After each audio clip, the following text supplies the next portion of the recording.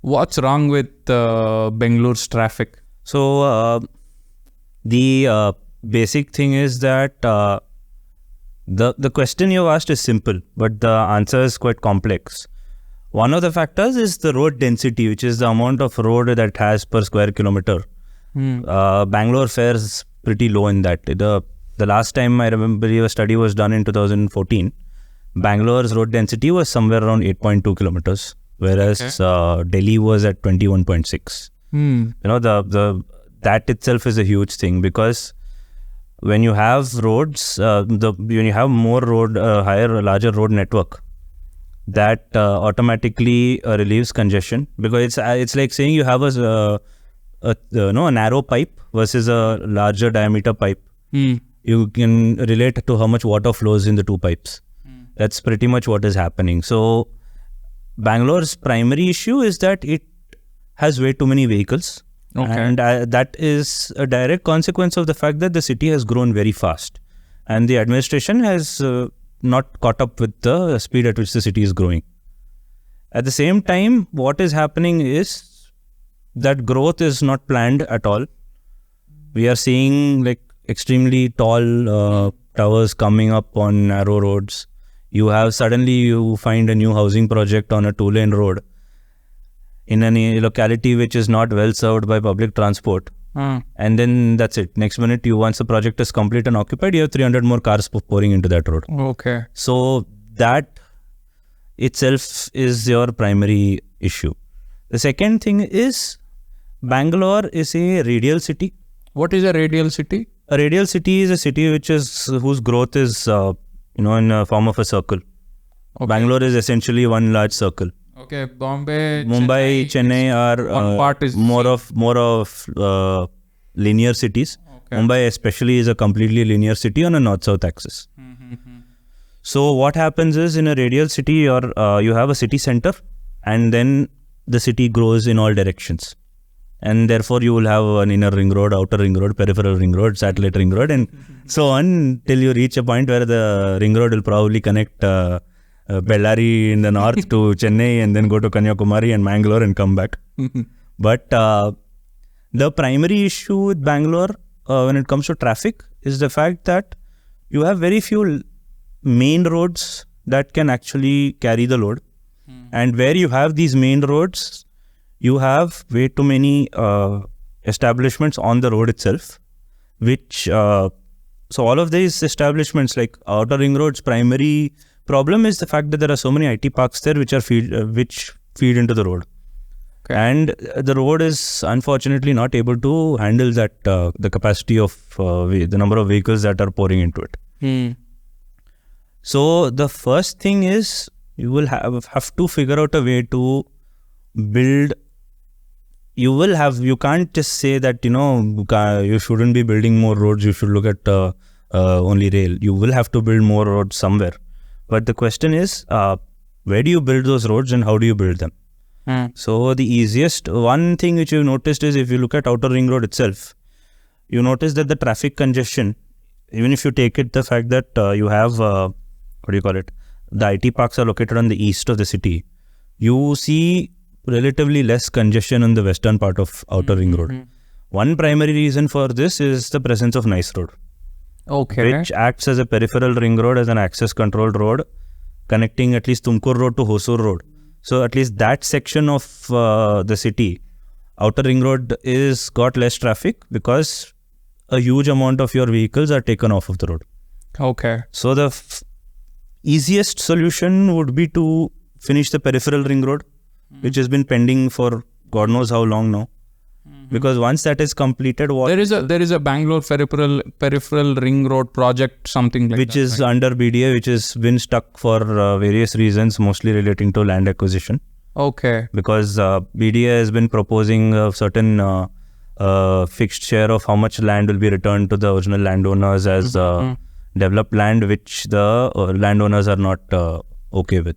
I think land acquisition is a problem. Land acquisition is a big problem everywhere, especially in urban areas where land rates are exceedingly high. Now, the peripheral ring road is stuck because of this. But and therefore you tend to see outer ring road on the east getting clogged very often because that is a major artery. Beyond that, there is no major road. But part of this problem could be alleviated if so the Karnataka Road Development Corporation somewhere in 21 or 2022 or maybe earlier had started this project of four-laning certain state highways in the vicinity of Bangalore city.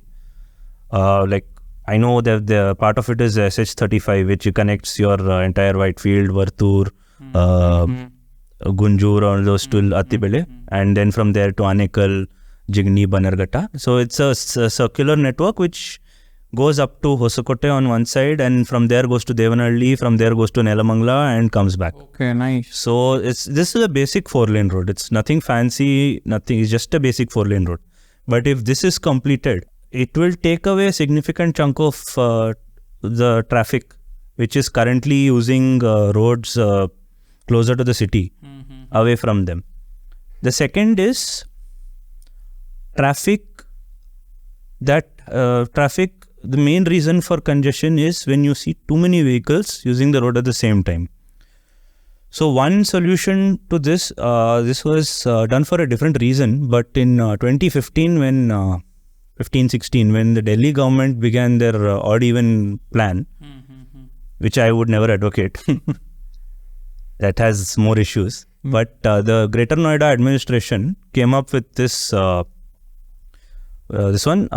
They asked markets to shut down at different times so that you would have a staggered shutdown, and therefore not every vehicle would be on the road at the same time. Okay, how did the establishments react to this? It was partially successful, but if you can figure out a way to do this, especially in the case of Bangalore, IT companies have a lot more flexibility. The flexibility that IT has is probably its biggest advantage. So you can, and since now companies are asking for ending work from home. Hi, they're shifting to a hybrid mode. No, they have asked for the hybrid mode also to be ended. Like TCS has asked, I think in Chennai at least they've asked for people to come back. And a lot of people are like now getting tensed over getting stuck on OMR there. But I think this will probably be, this will obviously compound the matter. So staggered timings would go a great way in helping this one.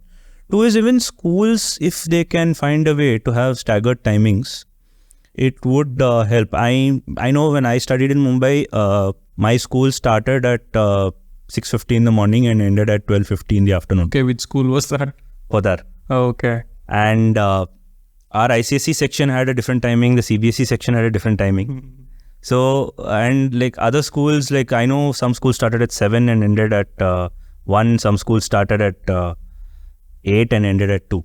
So if you can have, if maybe this can be done at a zonal level, you can know like each zone in the city has different timings.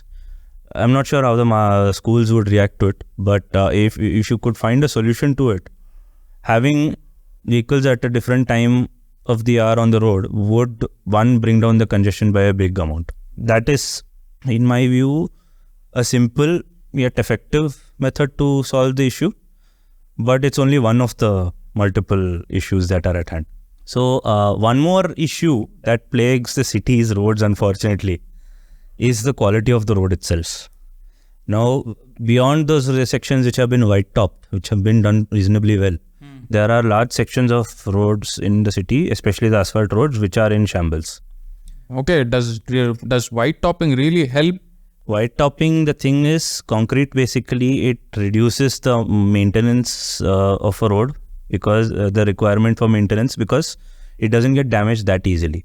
Okay, that's also a problem during the rainy season, right? That the concrete doesn't absorb the water. Correct. But then if you look at it, coastal cities like Bangalore, Mumbai, Cochin, these have all pioneered concrete roads. They have had concrete roads for more than 2 decades, and the flooding hasn't like increased because of the concrete. The flooding has increased because the rainfall has increased, not because of the concrete. So you have to obviously lay the drains. That is one big problem here, is you see that drains are laid, and they end somewhere. There is no connection between two drains. The drain is at a different level from the road. In fact, sometimes this is the level of the road and the entrance to the drain is at this point. So where will the water go? Okay. So you have a lot of these issues. You need a little coordination between BBMP, BWSSB, BDA, all these guys. And but the surface of the road, especially on asphalt roads, is in many places in a very bad state.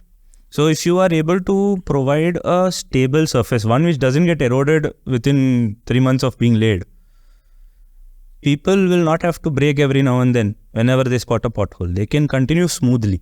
And if you are continuing smoothly, congestion will come down and also the road will be significantly safer. Because when you suddenly abruptly brake when you see a pothole, the person behind you or adjacent to you may not have the same reaction and might end up hitting you. So that's a cause for concern because accidents are problematic. And on that road, if you expect an ambulance to make it there, that's another unfortunate thing. So if the biggest problem is get the roads smooth. If you can do that, nothing would beat that. That would actually, I can't put a number to it, but I would say that would go a long way in sorting out issues. Okay. And then comes one rather interesting thing is the bus stop placements in Bangalore. Okay. A lot of bus stops are placed right next to a signal. So that eats up one lane and other vehicles are forced to converge and go around it. You think that the B-Track or some organization which plans all these... So the bus stops 2008 when I shifted to the city, the bus stops were just at the signal. 2009 they'd set up bus stops across the city. They'd put up bus shelters across the city. They placed them around 100 meters away from the signal. It was a great move. That's how it is generally in most places. But what happened? The bus shelter is there. People are waiting there. The bus is still stopping at the signal and going, and there's no coordination between the two. So bus stops are built by the BBMP mostly or BDA. Buses and BMTC has, at least it used to be that. I'm not sure now, but still there is again lack of coordination between the two. So the bus stops, if they're placed away and BMTC tells their drivers, boss, you park there. I mean, you stop the bus there and not at the signal, or else you will be penalized. Bus drivers will automatically go there. Two is people also should be told, don't stand at the signal, go stand where the bus stop is. Yeah, especially if like in the Rajarajeshwari signal, right next to the Gopalan arcade, right after the signal, there is a bus stop. Correct. Everybody... Now in peak hours, you have multiple buses coming. All of those buses stand in a line over there. Not only does it eat away this road, but the intersecting road also, the vehicles are stopped. They get a green signal, but there is a bus blocking the route. Yes. So that again leads to a huge queue behind there.